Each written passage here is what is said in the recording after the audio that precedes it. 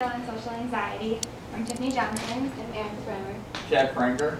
Sharia Freeman. Jennifer Ulrich. Okay. And our physiological construct is social anxiety.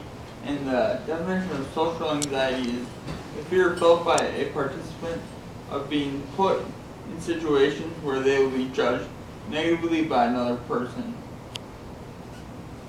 Okay, so the theoretical foundation for our scale is Aaron Beck's Cognitive Theory of Depression, and that's Aaron Beck.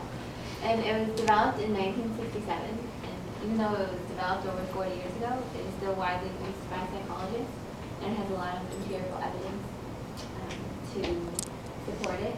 And it's used to identify the contributing factors that sustain an episode of depression, but it can be applied to anxiety as well. And so the cognitive theory of depression states that stress leads to cognitive errors, and then these cognitive errors change our perception of future interactions.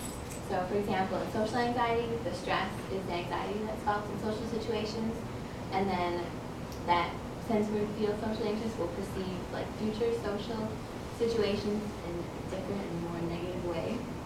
And it isn't actually the social situation that causes the anxiety, but the person's like automatic perception of the situation. And then, so depending on like the severity of the anxiety, the perception of the environment can be distorted and unrealistic.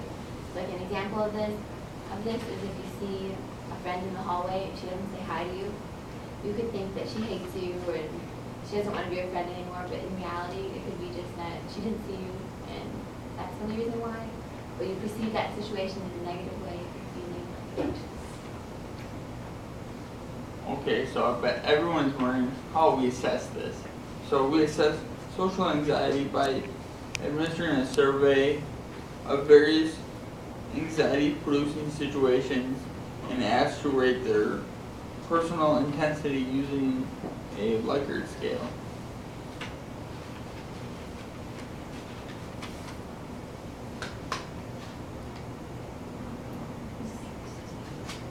All right, well, an example of the 5-point Likert scale would be I feel anxious when I have to give a speech in front of a crowd. And then if they rated 1, they strongly disagree to that. And if they rated 5, they strongly agree to that. And then we did collect demographic variables at the beginning to make sure that we had a representative sample of the Green Bay population around the school. And then we administer directions like, for each question, circle the answer that best describes you and how you personally feel for the present situation. And that is our directions. Thank you. Of course, like everybody else, we did the 5-point Likert scale.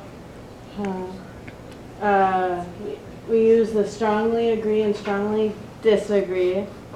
If you strongly agree, you're more likely to have a social anxiety. Strongly disagree, no social anxiety.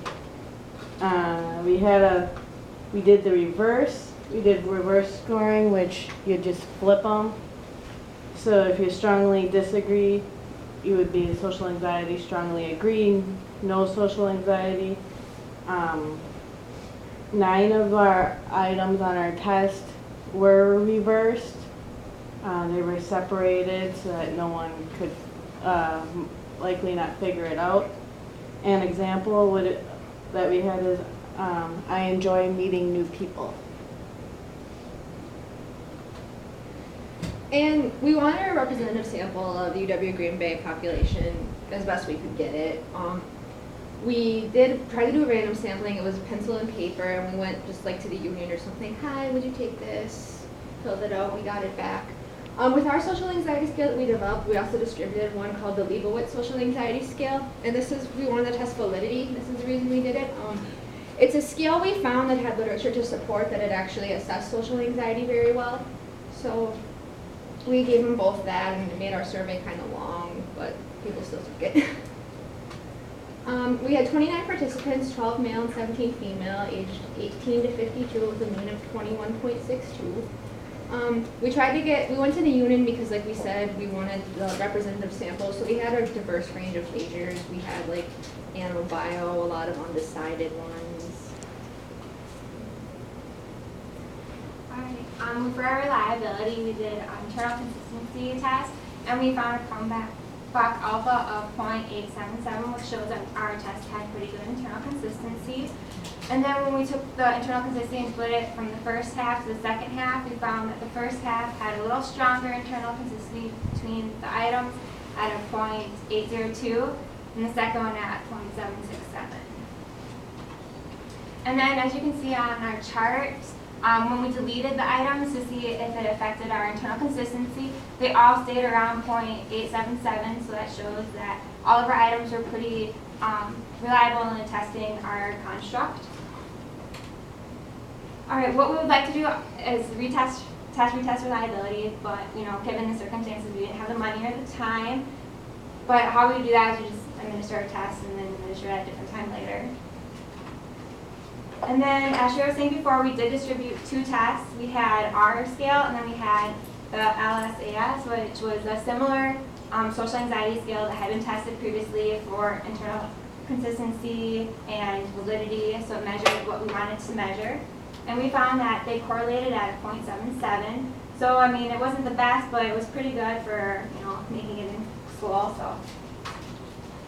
And then we could have just had another test that we gave them, but I thought that would just be a little too much. But we could have distributed an optimism scale to make sure that our test didn't measure what it shouldn't measure. And then furthermore, we could have done predictive criteria validity, and we could have seen if our scale, if we would have distributed it to participants before they had to give a big presentation like this, and see how well the correlation between their score on our social anxiety scale and then the score that they got on their presentation skills all matched. Are there any questions? Please, someone ask one. Okay.